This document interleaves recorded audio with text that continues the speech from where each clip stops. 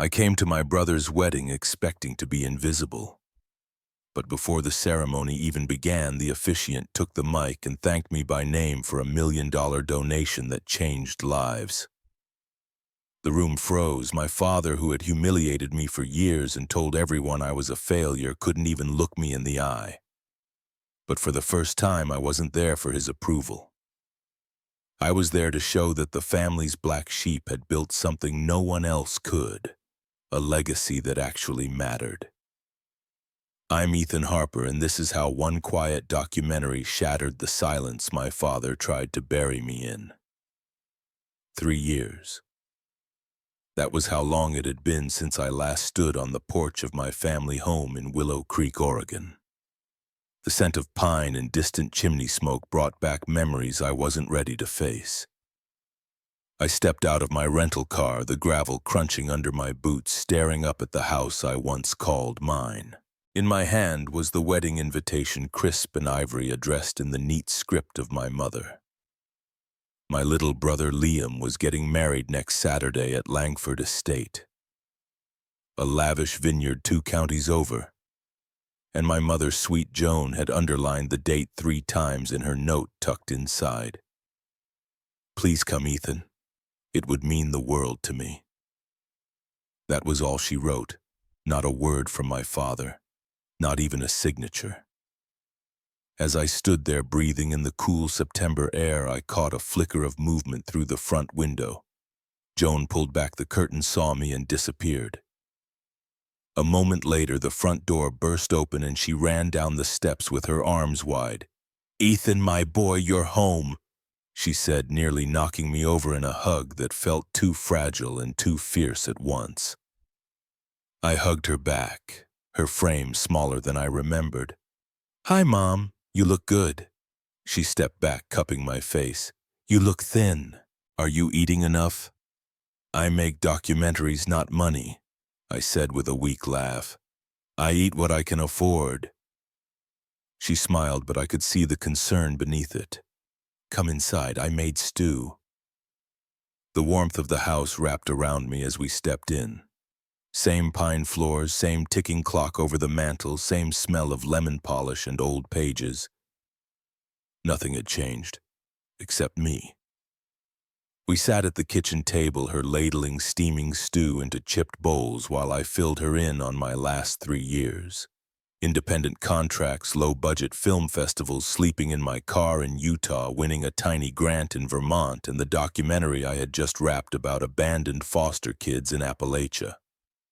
She listened with hands folded and eyes wet. When I finished, she squeezed my hand. "I'm proud of you, Ethan." I looked at her surprised. "Even if I don't make 6 figures, especially because of that," she said. "You chose meaning. That's more than most people do." A door creaked upstairs, heavy footsteps.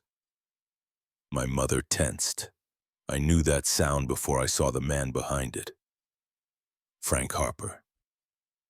He came down the stairs slowly, dressed like always in a tucked-in flannel belt tight around his waist. Silver hair combed back. His eyes landed on me and narrowed just a fraction. "So the artist returns," he said, not unkind but not warm. I stood. "Hey, Dad." He nodded once, arms crossed. "Joan, we still out of that bourbon from Christmas?" My mother gave him a sharp look. "Sit down and eat."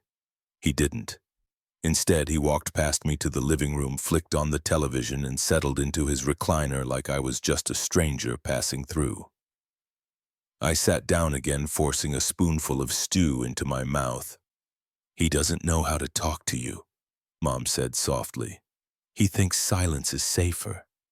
"He thinks I'm a failure," I replied, not needing her to say it. She reached across and touched my arm. "He doesn't understand your world." We finished dinner mostly in silence. I helped her wash dishes, and as I dried my hands, she handed me a small envelope. "The rehearsal dinner is Friday night. He doesn't know I invited you to that too. Just be prepared." "Prepared for what?" She hesitated. "He told everyone at church you weren't coming. And well, that Liam is the one who carried the family legacy. I clenched my jaw. Right. Because he went into real estate. She nodded slowly. It's not fair, Ethan. I know that. I tucked the envelope into my bag. Thanks for telling me. I'll be there. Later that night, I lay on the old twin bed in my childhood room. Posters of directors I once worshipped still hung on the walls, faded and curling at the edges.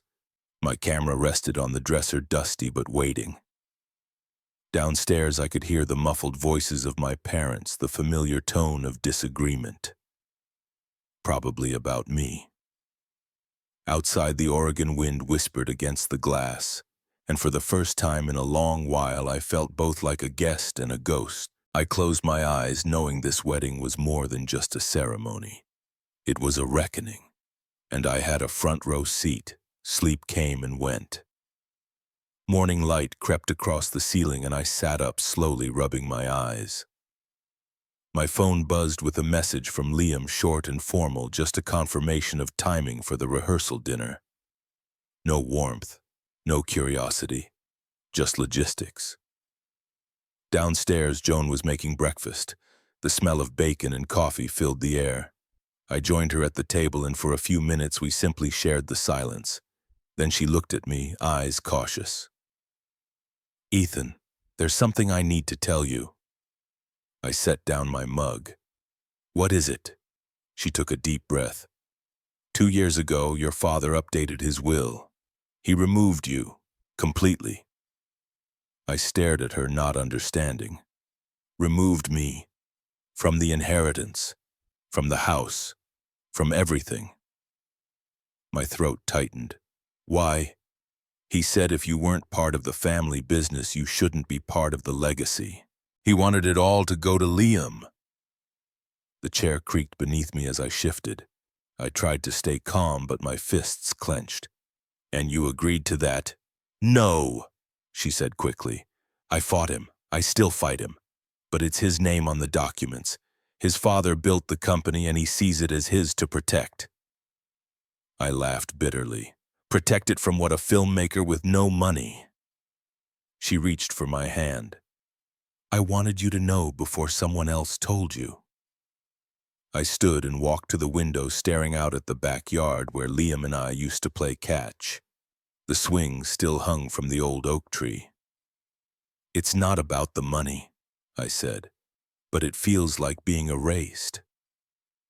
She nodded slowly. I know. I turned back to her. Does Liam know? He does, and to his credit, he was uncomfortable with it. But he didn't stop it either. I nodded once. Thanks for telling me. I walked upstairs, closed the door, and sat at my desk. My chest burned with a quiet fury I couldn't shake, not because I wanted the money or the house, but because it confirmed everything I feared. To my father, I didn't count. Not as a son, not as a man, not as anything worth remembering. I opened my laptop again. The film was still paused on a child looking out a broken window. I hit play. The footage rolled, but my mind drifted.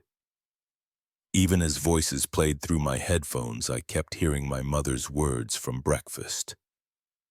Removed you. Completely. My fingers paused over the keyboard, my heart thudding. I closed the laptop and went downstairs, needing air. Joan was in the garden clipping roses, her gloves dotted with soil. She looked up when she saw me.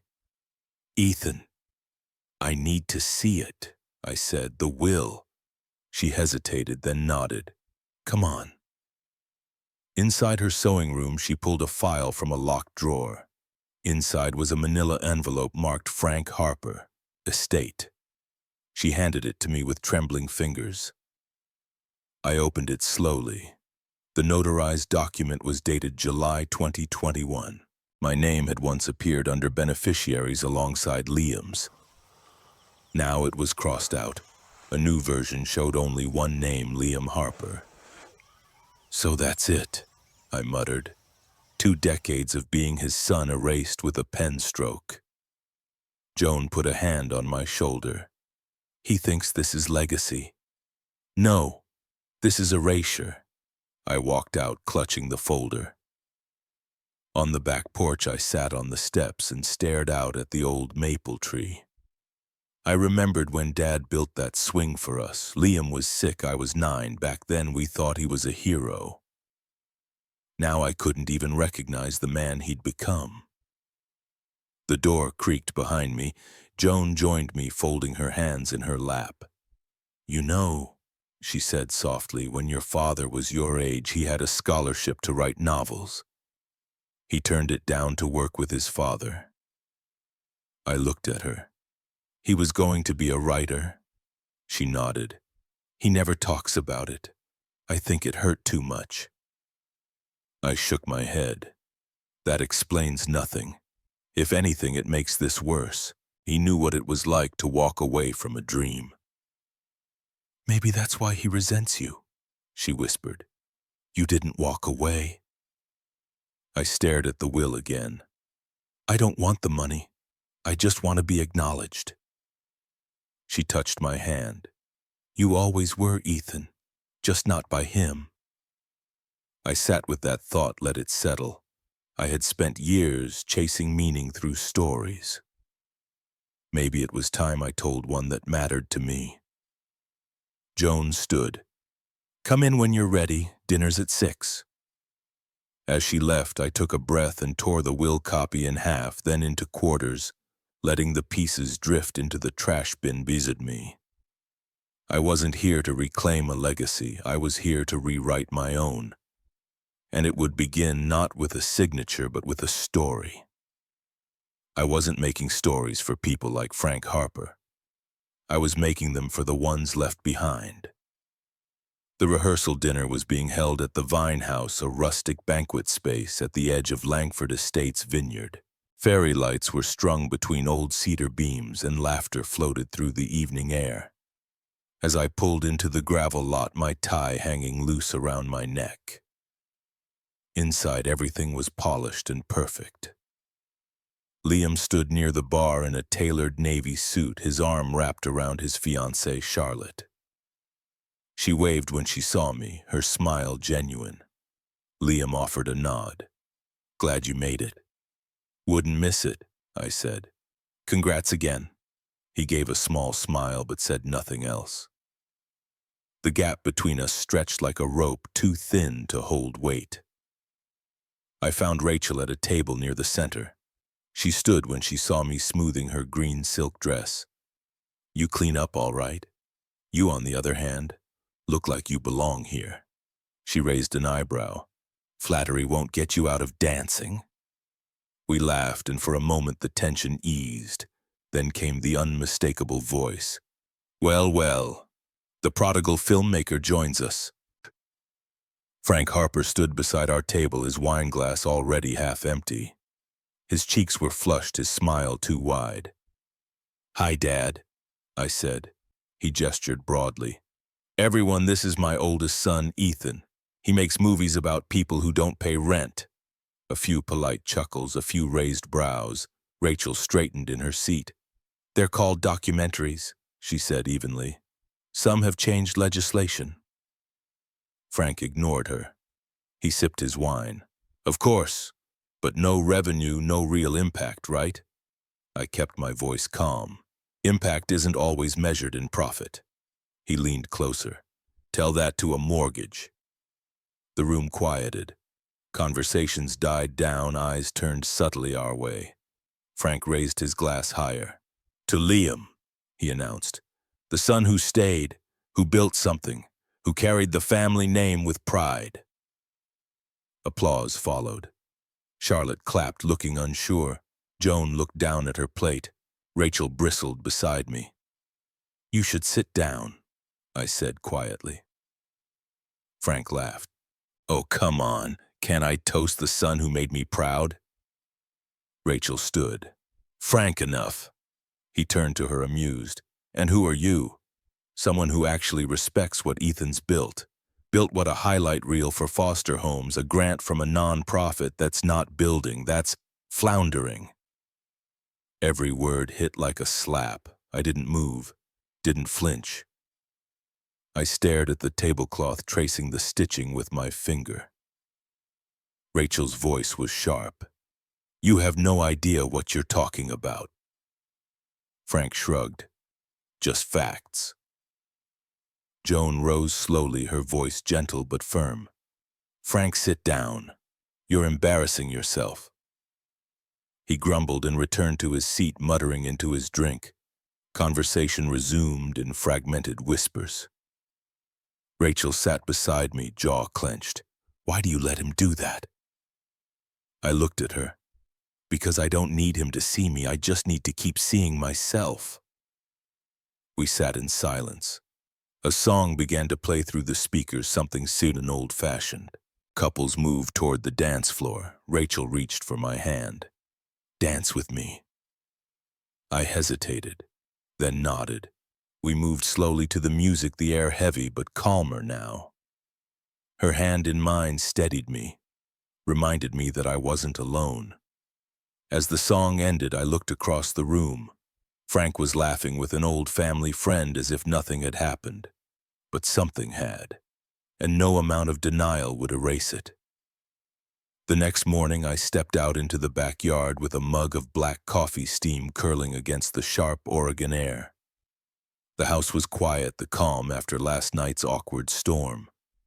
I stared at the swing again, swaying gently in the breeze like it remembered the weight of two brothers who once knew no bitterness. My phone buzzed in my pocket. It was a message from Nina Landry, a friend from college turned attorney in Portland. We'd reconnected a few years ago after one of my short films got picked up by a legal advocacy group she worked with. "Saw what happened last night. Call me when you can. It's important." I hadn't realized she was at the dinner.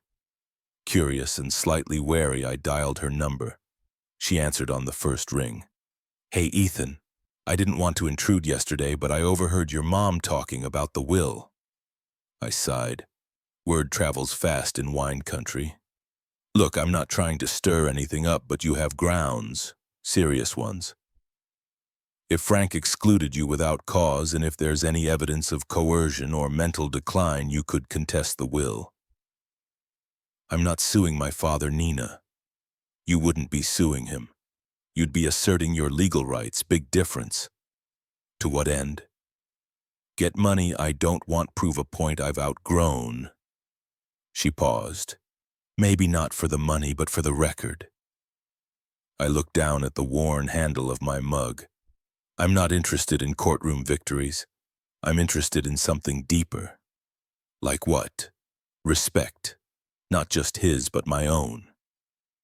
She exhaled. "Then maybe the better fight is the one you already know how to win." After we hung up, I walked back inside. Rachel was in the dining room sipping tea and reviewing some client notes. She looked up. "You okay?" "Yeah, just got off with Nina." She raised her eyebrows. "The lawyer friend." I nodded. "She says I can fight it, the will, legally." "Are you going to?" "No. I don't need to beat him in court. I need to beat him in the arena he can't touch." She tilted her head, which is telling a better story. That afternoon, I drove back to the community center where I'd filmed part of my last documentary. I walked through the quiet halls, past bulletin boards cluttered with flyers, into the room where the kids once sat for interviews. It was empty now, but their stories stayed with me. One boy, Caleb, had cried about being sent to 6 different homes in a year. A girl named Lila hadn't spoken at all, just drew pictures of houses without windows. Those stories mattered, and they were unfinished. I pulled out my notebook and started outlining a new project. Not just a documentary, a full-length film that explored what it meant to be discarded, to be told you're not enough, to survive that anyway. Rachel helped with logistics, connecting me with a therapist who'd worked with displaced teens in Portland. Nina sent legal resources and helped clear usage rights. And over the next week, I began to build something again, not for the industry, not for acclaim, but because I needed it to exist. I called the film Left Behind. And this time I wasn't just making it for an audience. I was making it for every person who ever sat in a room and was told they didn't matter. And most of all, I was making it for me. Production started in silence. I cleared out the guest room, turned it into an editing suite with blankets pinned over the windows, sound panels made from egg cartons, and my laptop at the center of it all. I didn't tell anyone outside Rachel and Nina. The fewer voices in my head, the better. Each morning I watched hours of raw footage from the community center. I built a new arc from scratch, one that didn't just focus on abandoned children, but on resilience. I didn't just want pain. I wanted power. I interviewed 2 of the older kids again, this time with a deeper lens. They spoke not just about being forgotten, but about surviving in spite of it. In one scene, Caleb looked into the camera and said, "If no one's ever clapped for you, clap for yourself." That became the thesis of the entire film.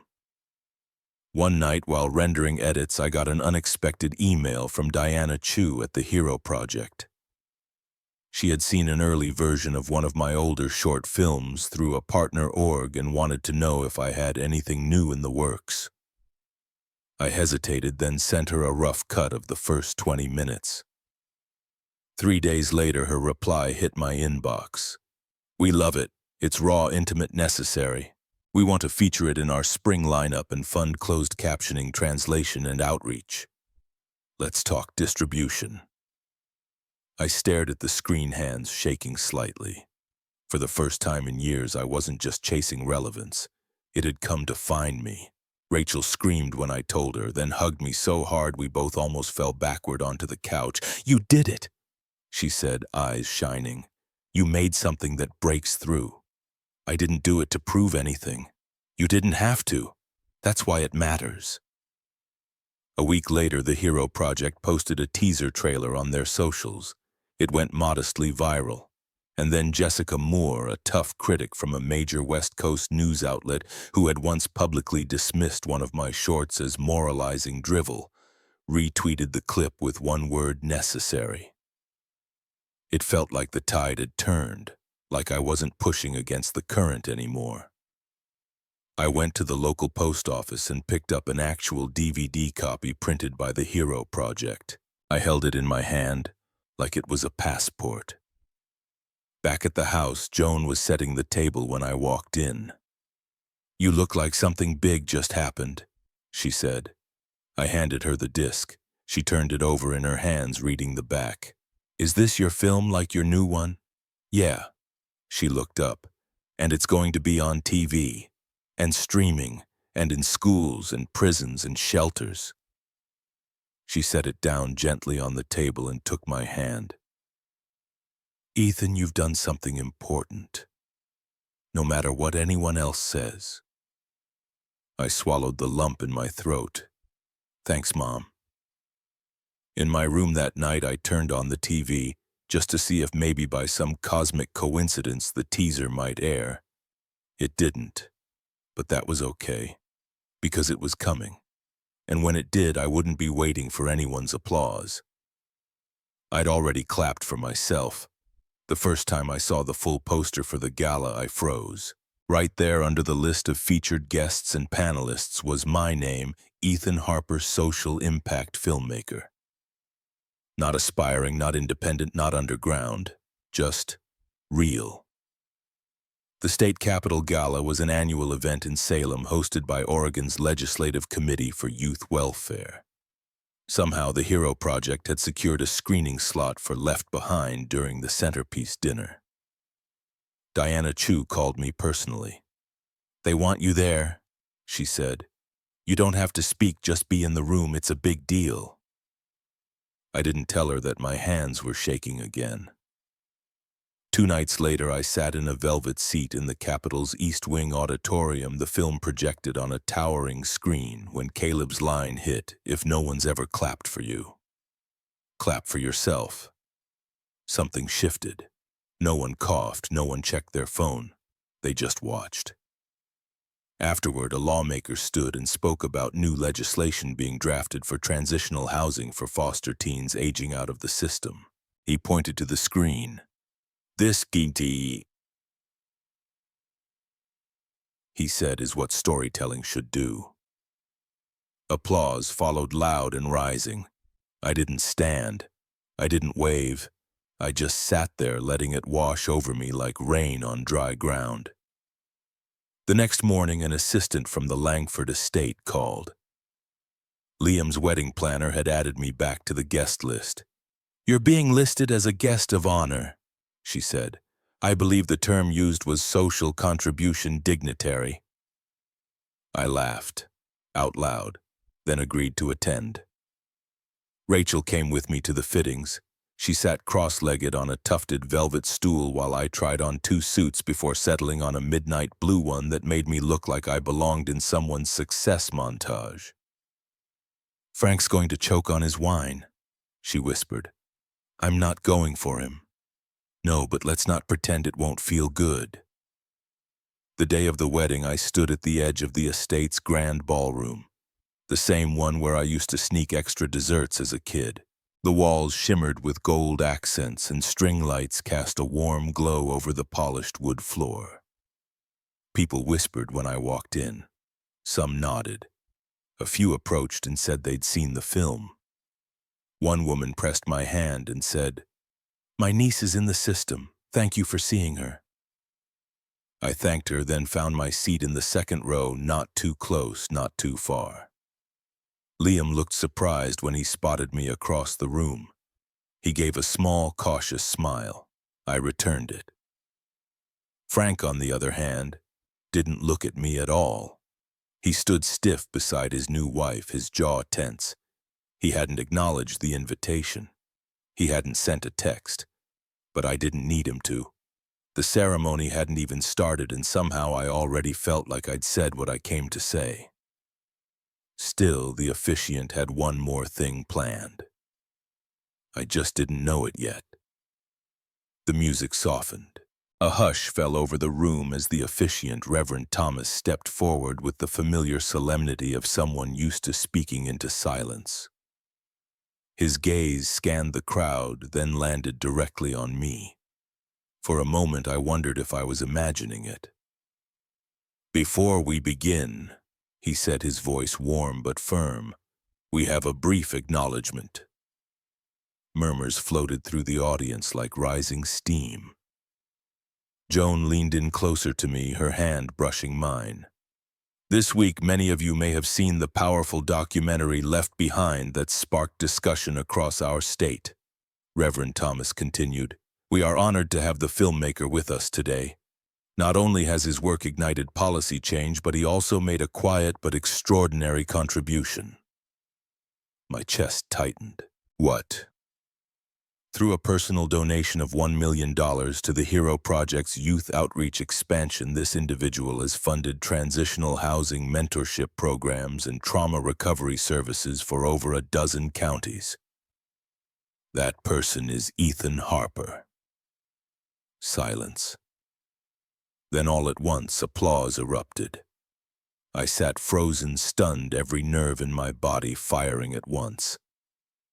Rachel's hand clamped around mine. "You forgot to tell me that part. I didn't do it for the announcement. I know, that's why it hits harder." Across the aisle, Liam turned fully in his chair, eyes wide. Joan covered her mouth, her shoulders trembling. And Frank didn't clap. His face was pale, his expression unreadable. For the first time since I arrived, he looked directly at me. There was no smugness, no disdain, just something raw, maybe confusion, maybe regret. The ceremony resumed, but everything felt different. I kept my head down, eyes trained on the floor as vows were exchanged and promises made. The weight of the moment sat in my chest like a second heartbeat. After the recessional people came to shake my hand. Some wanted to talk about the film. Others just said thank you. I nodded, smiled, offered what words I could. Joan hugged me tight. "I wish your grandmother could have seen this." She probably would have asked me why I didn't wear a tie. She laughed through tears. From the corner of my eye, I saw Frank lingering near the patio doors. His wife whispered something, then walked away, leaving him standing alone. He didn't move toward me, but for the first time he didn't move away either. The reception hall swelled with soft conversation and clinking glasses. Liam and his new bride were surrounded by well-wishers, but my focus kept drifting toward Frank. He remained rooted near the patio doors, eyes distant, posture tense.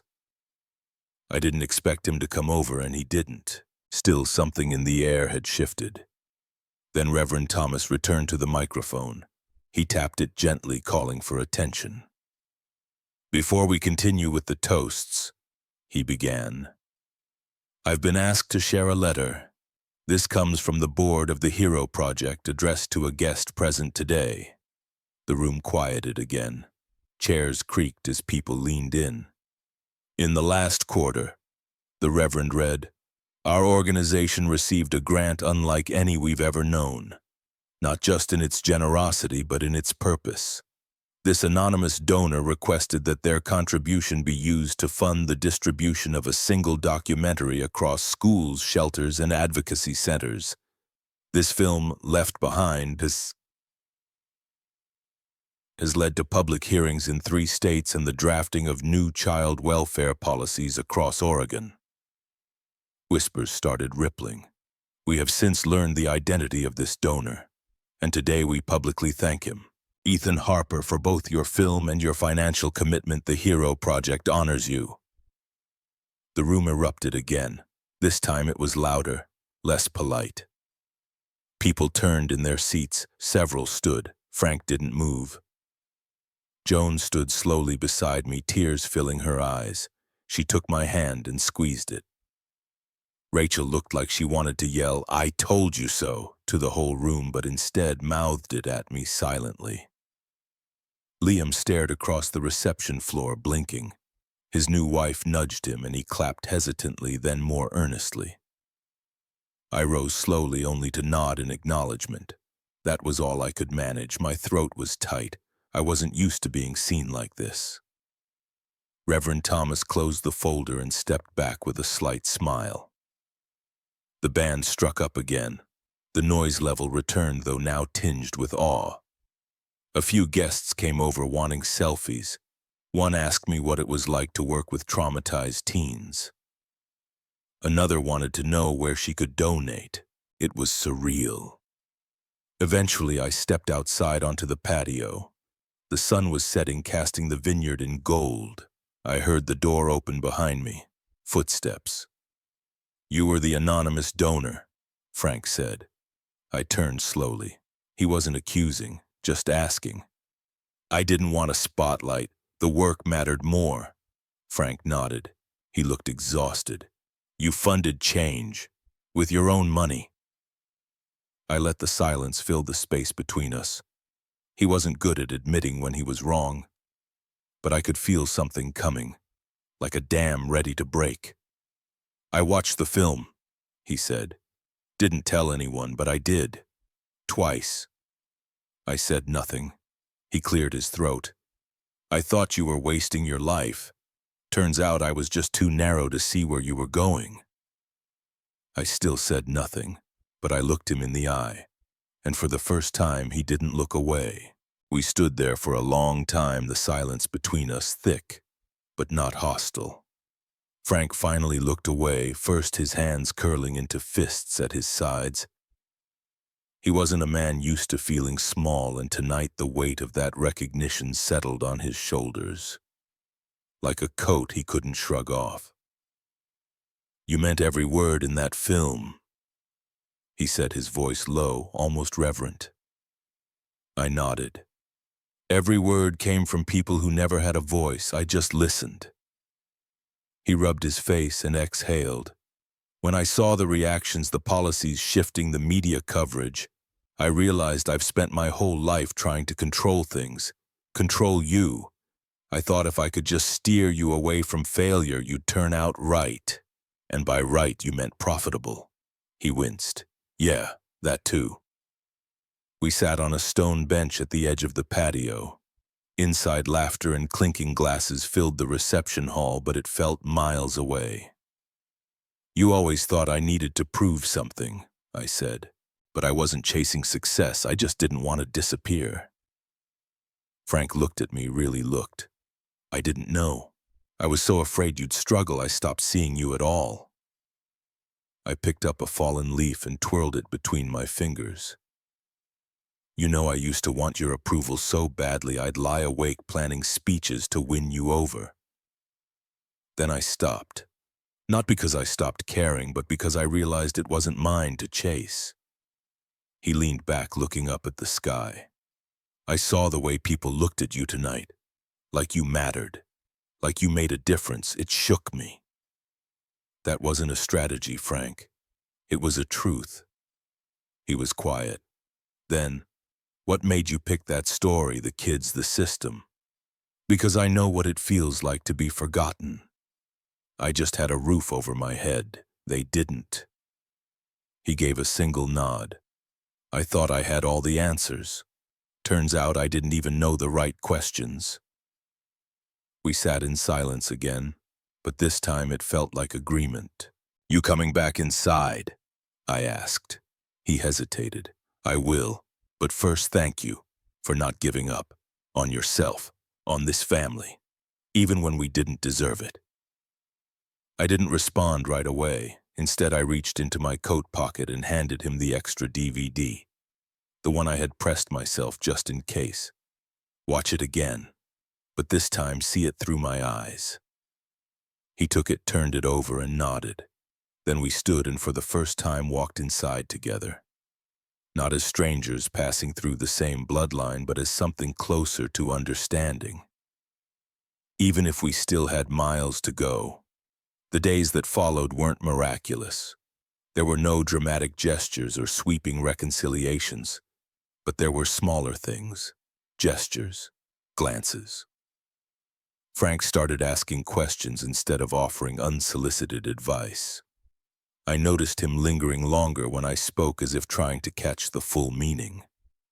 One morning I found a note slipped under my bedroom door. It read, "Would you consider having lunch today, just us?" I smiled despite myself. We met at the diner in town. He asked about the next film. I told him I wasn't sure yet, that I wanted to explore stories from inside the foster system. He nodded thoughtfully. "You always go where it hurts, huh?" "Maybe. Or maybe that's where the truth lives." He chuckled. "Fair." Lunch turned into coffee, then another walk through the old neighborhood. He pointed out the corner where I'd once filmed a squirrel with my first camcorder. "I thought you looked ridiculous, but you were focused, even at 8. "Yeah, that camera was my entire world. I see that now." That night, Joan pulled me aside. "I don't know what you said to him, but thank you." I didn't say much. I think he just watched. We shared a quiet hug. A kind of peace settled into the house. One evening I found Frank sitting in the garage with boxes of old VHS tapes. He held one up. "This one's you in the school play. Want to digitize it together?" We set up the old player, watched the footage stutter to life. My high-pitched voice filled the room, awkward and earnest. Frank laughed. "You always committed, even to ridiculous roles. I wanted people to believe it mattered. You made me believe tonight. We didn't fix everything. But something inside both of us had shifted. The rift wasn't gone, but we'd built a bridge across it. The wedding was still on everyone's mind. But now, so was the film. Liam came to me privately, said he watched it with Tara and cried. "I'm sorry I didn't see you. Not really. You're more than the black sheep. You're the heart." I hugged him. No words needed. Frank passed me in the hallway one morning and squeezed my shoulder gently. "I hope you'll stay a few more days," I nodded. "I think I will." Then we stood and for the first time walked inside together. Not as strangers passing through the same bloodline, but as something closer to understanding. even if we still had miles to go. That night, the house smelled of cinnamon and baked apples. Joan was humming in the kitchen, and Rachel had stopped by helping her prepare a surprise dinner. We sat down together, all of us, like a family. Frank carved the roast, I passed the potatoes. The conversation drifted from the wedding to the film to childhood memories. Nothing forced, nothing grand, just present. Later, Rachel and I walked out to the porch. Stars blanketed the sky above Willow Creek. She nudged me gently. "You okay?" "Yeah. For the first time in a long time, I think I am. You got through to him. Maybe. Or maybe he got through to himself." Back inside, Frank was rummaging through a drawer. He handed me an envelope. Inside was a check. "It's not charity," he said. "It's investment for the next film." I looked at him. "Are you sure?" He nodded. "I want to help tell the stories that matter." I folded the check and put it in my pocket. "Thanks, Dad." He smiled. That word used to feel heavy. Now it felt earned. The porch light flickered, the wind picked up, but inside the warmth held, and in that moment the miles ahead didn't seem so long anymore. The reception hall buzzed with energy glasses clinking and laughter swirling beneath the chandeliers. I stayed seated in the back corner watching Liam and Tara dance for the first time as husband and wife. Their smiles were real, unburdened. I was happy for them.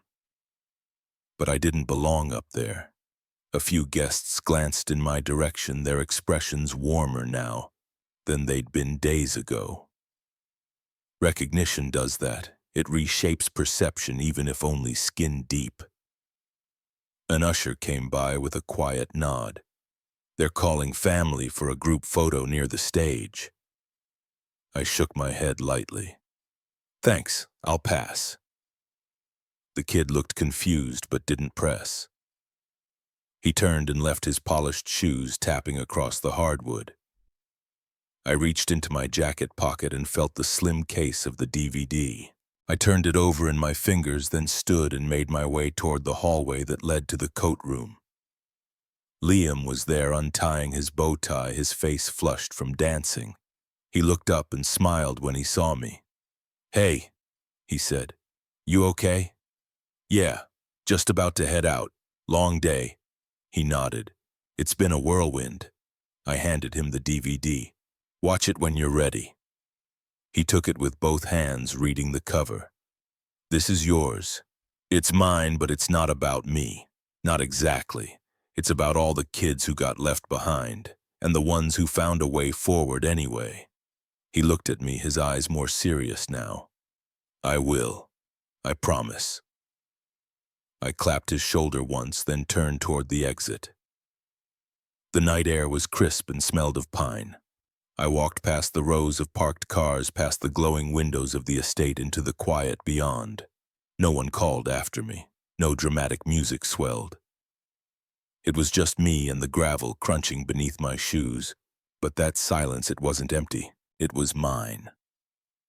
I reached my car, slid inside, and sat for a moment with the engine off. Then I pulled out my phone and opened the Notes app. Working title echoes of silence, documentary concept, autobiographical but layered with interviews from other creators dismissed by their families. Threaded together by one question: who decides what's valuable? I hit save and stared ahead at the road leading out of Langford Estate. Behind me, a celebration still carried on. Ahead, something else waited. Not applause, not vindication, just peace. I started the engine and pulled out slowly, letting the headlights wash over the gravel. As I drove past the vineyard fence, I caught a glimpse of my reflection in the rearview mirror. Not the lost son, not the exile, just someone who had done something that mattered. Halfway down the road, I pulled over at a small overlook.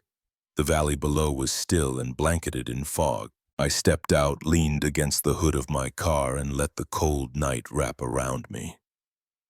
It was the same valley I used to stare at during summers as a teenager, wondering what kind of man I'd grow up to be.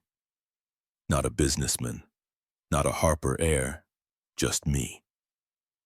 From my jacket, I pulled out a second copy of the DVD. I'd brought it out of instinct.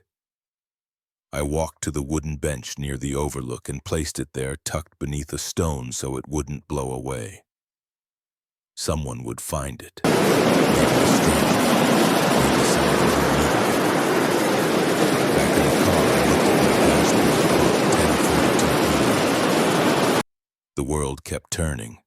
When I got home, I emailed Diana from the Hero Project. I told her I was ready to go deeper, not just with abandoned children, but all the lives dismissed as unworthy. I wanted to document them, their truth, their dignity. Her reply came 5 minutes later. Let's build something lasting. You start filming next week. The next morning, I sat in my apartment with a fresh cup of coffee and watched the sunrise wash over the city skyline. I opened a new project folder on my computer, Voices Unheard. I started writing the list of potential interviewees, their stories, their faces still vivid in my memory. One was a teacher who was let go for defending an immigrant student. Another, a former athlete who lost everything speaking out against injustice. And one, a janitor from my old middle school who gave kids free lunches when they had no one else to turn to. The project was growing already, no longer just mine. It was bigger, realer, more urgent. Later that day, I met Rachel for lunch. She smiled the second she saw me. You look different. Lighter, I asked. No, she said, like someone who finally knows what he's worth. That night, as I set up my gear for the next shoot, I paused to hang something on the wall above my desk. It was the final festival flyer where my film had been featured. I didn't hang it for pride. I hung it to remind myself of where I had stood and what I chose to walk toward.